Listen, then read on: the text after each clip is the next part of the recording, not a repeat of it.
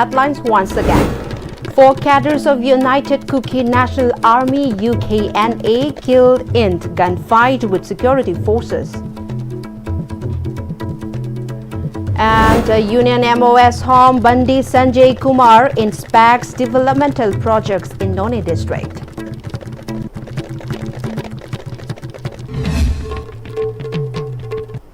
Once again, welcome back to Pm-Istv English News. You with me again, Shubham Kandukaps Janu. Now let's see the news in details.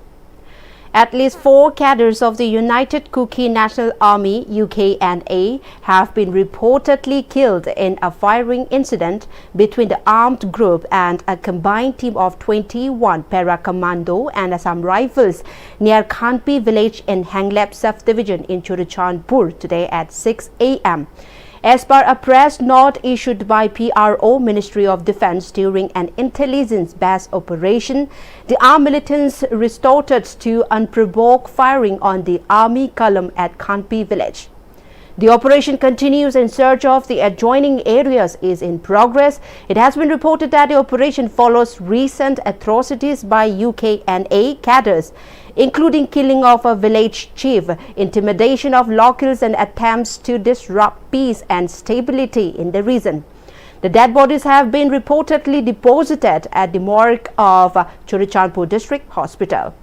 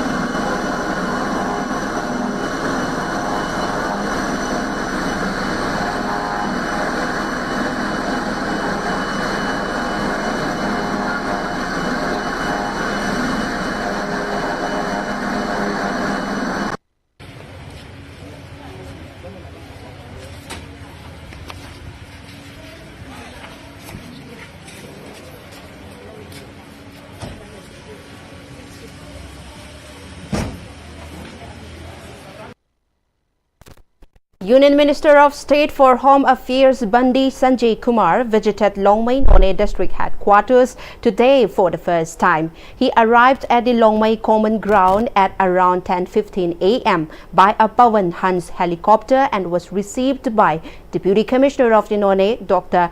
Sharat Chandra Aroju, and Superintendent of Police None, Namsadai Peter Pame. Upon arrival, the minister proceeded to the None DC office complex, where he inspected exhibition stalls and interacted with official and local entrepreneurs.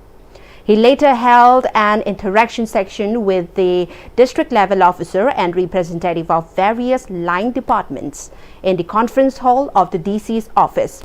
A separate meeting was also held with the leaders of the civil society organizations and public representatives who urged the Union Minister to include None district in the list of aspirational districts to accelerate infrastructure and develop projects.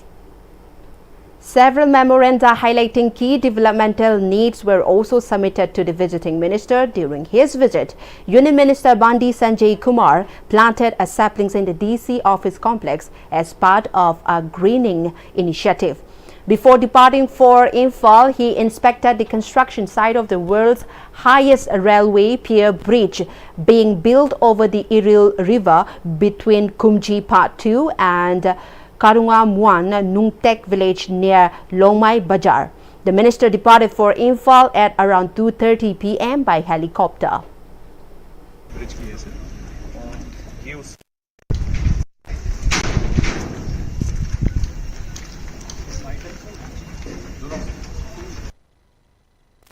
Governor of Manipur Ajay Kumar Bhalla has written to Union Minister of Civil Aviation Kinjarapu Ram Mohan Naidu seeking urgent intervention to address the drastic reduction in flight operation from Imphal. The governor expressed deep concern over the decline in air connectivity, noting that it has caused severe hardship to the people of the state. In a letter to the minister, the governor noted that Delhi flights between Imphal and Guwahati have dropped from 5 to 2, while services to Kolkata have also been reduced from 5 to 2, with no early morning or evening options. He expressed concern that the sudden reduction has severely impacted mobility in a state with no railway network and unreliable road connectivity due to frequent landslide and floods. With winter being a peak travel season for students and patients, Bhalla said the drop in flight frequency has led to soaring airfares and growing hardship for residents. He warned that continued disruption could fuel the public discontent and urged the centre to restore and expand regular services, emphasizing that air connectivity is Manipur's essential lifeline. MLA L. Susindro Maite has met Secretary of the Ministry of Civil Aviation, Government of India, Samir Kumar Sinha, and submitted a letter requesting an increase in the frequency of flights operating between Imphal to Kolkata and Imphal to Guwahati. The MLA highlighted the importance of this air connectivity linked for the people of Manipur, citing benefits for students, patients, business traveler, government officials, and interstate movement. He expressed concern over the limited numbers of flights causing difficulties, especially during peak travel periods and emergencies, impacting passenger convenience, socio-economic activities, medical reference, educational needs, and tourism promotion. The MLA emphasized that enhanced connectivity will benefit Manipur and Northeast India, strengthening regional integration and economic growth. On the other hand, following the issue of high airfares and limited connectivity raised yesterday and the subsequent meeting of the MLA Laisangtem Susindro Maite with the Secretary of the Civil Aviation in Delhi, senior official from the ministry reportedly informed that 2 new flights will be added at the earliest, one each on the Imphal to Guwahati and Imphal to Kolkata routes. It has been reported that the ministry is also working to cap the maximum airfare at around Rs 7,000, which will bring much needed relief to travelers. Security forces recovered many arms and ammunition during a search operation conducted in the adjoining forest area of Loibol village and Charai Pangdongpa Part 1 under New Kaitel Manbi Police Station, Kangpokpi District.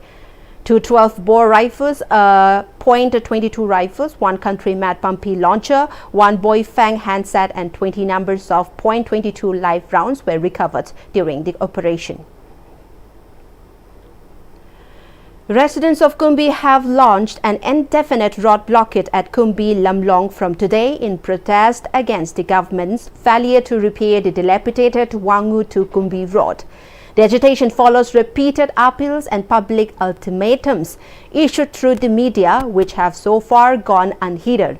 Local expressed strong resentment over the continued neglect, stating that the Wangu to Kumbi stretch and several other roads under Kumbi Assembly constituency remained in deplorable condition, causing severe inconvenience to commuters. The poor road condition have also reportedly led to frequent accidents and even fatalities. Passenger transport services between Kumbi and Wangu have come to a complete halt following the indefinite road blockade that began at Kumbi Lamlong.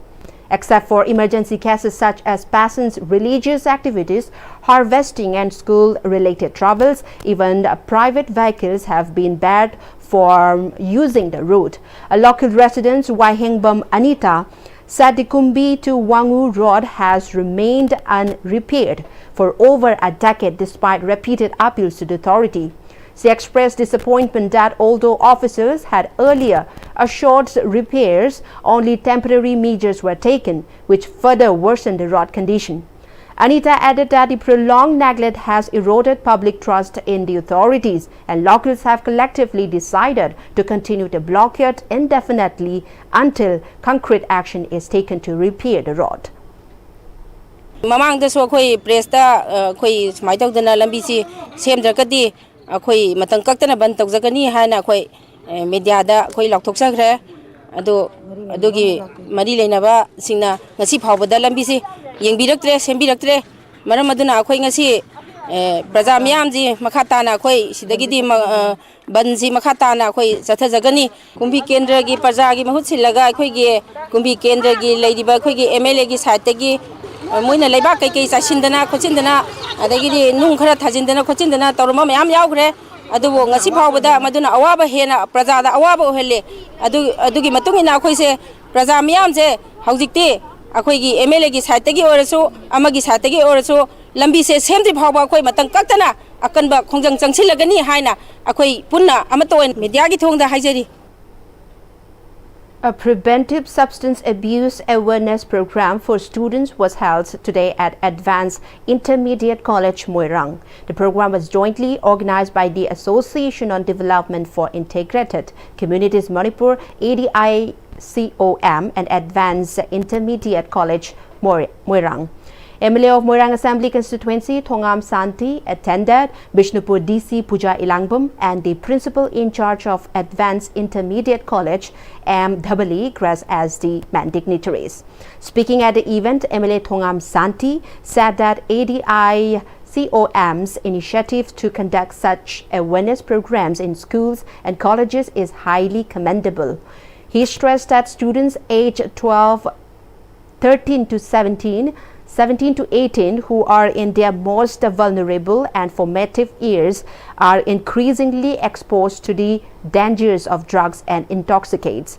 If they are not guided at the crucial stage, the generation gap will widen and Manipuri society will face serious consequences, he cautioned. He added that the emerging youth must attack the most of the awareness program. He added that involving parents and guardians along with the student in this awareness drive will yield stronger results.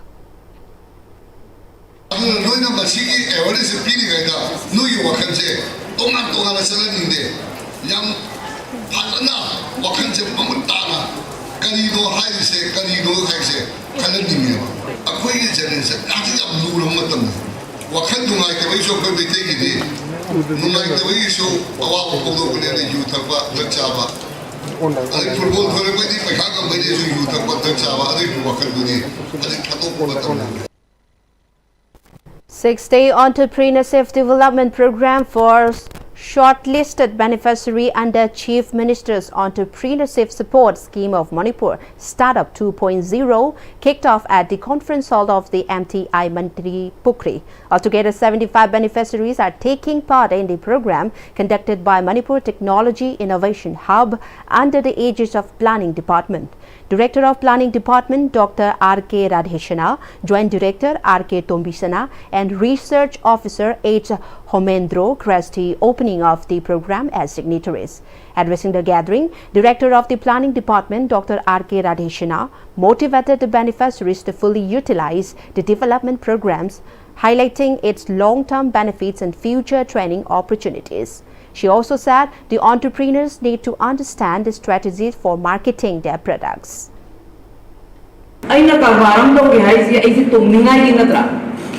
Profit to kakine ubay niya ito.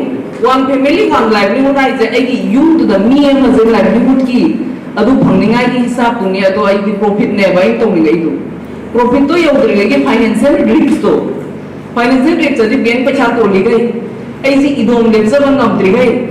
Ay si idom mikha po lay na balita na. Adu business ang to mo tamda isa ki self reliance ano yaw kuganay. Isa se han thajabiyo. Ay to do po self trust to. 이사하게 다자래 그래가 이 팀도도 타서 와요야. 아두고 먹이 드림도 아좀보 오이션우 아두가 북전생나 원어뷰 북전생 범용도 돼야다.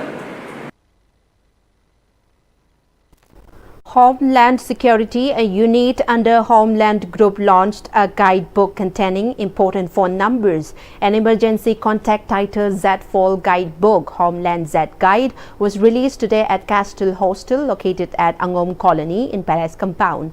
Speaking at the event, Director of Homeland Security R.K. Bablu stated that Homeland Security has been playing a crucial role in extending security assistance to the public.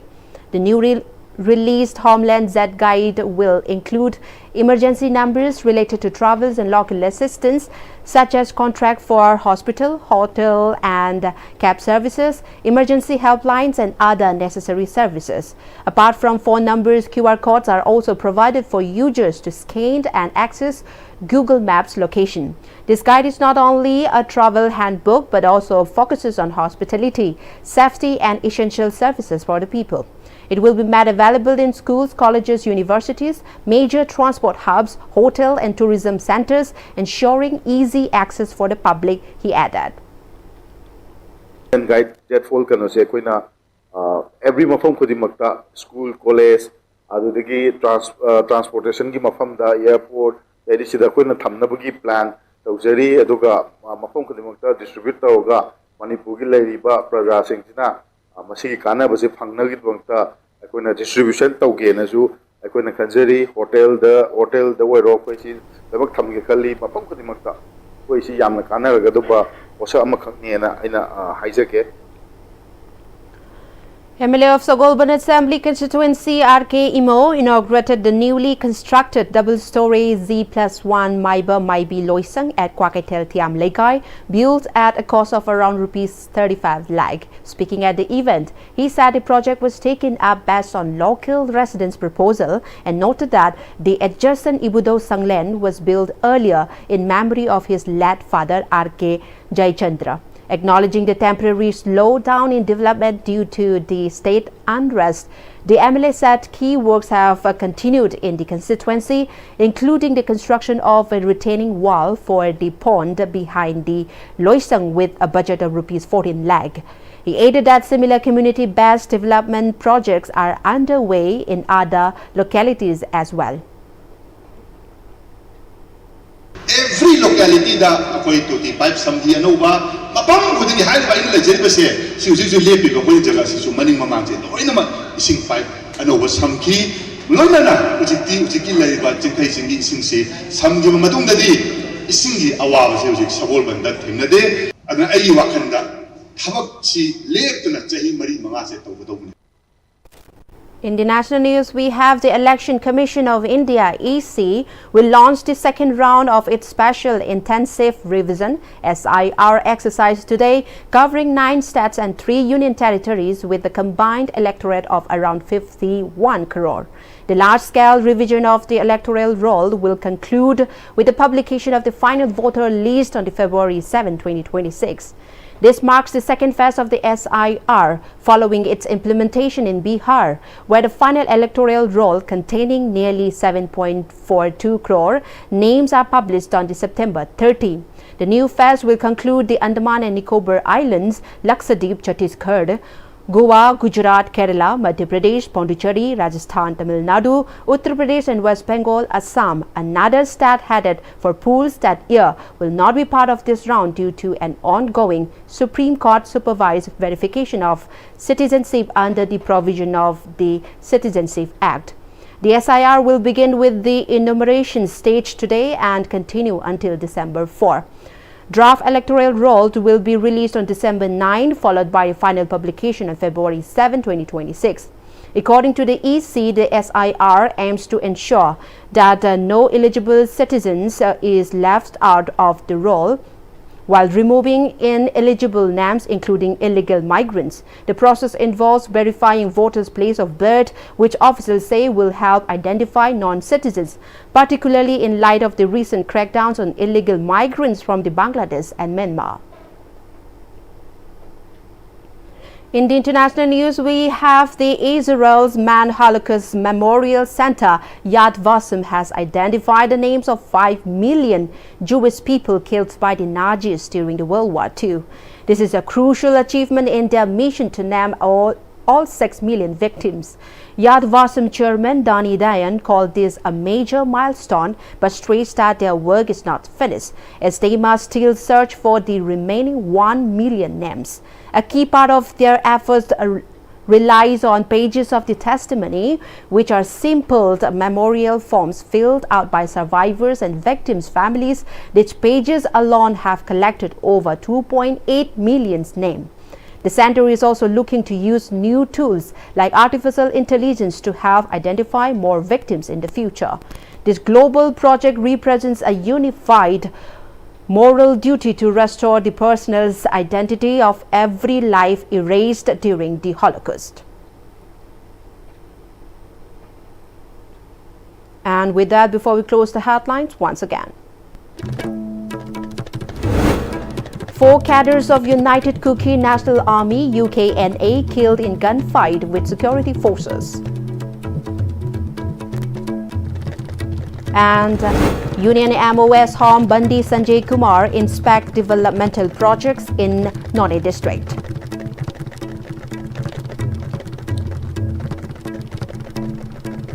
Well, that was all for the moment. Thank you for joining with us. We'll be back with more updates. Stay tuned.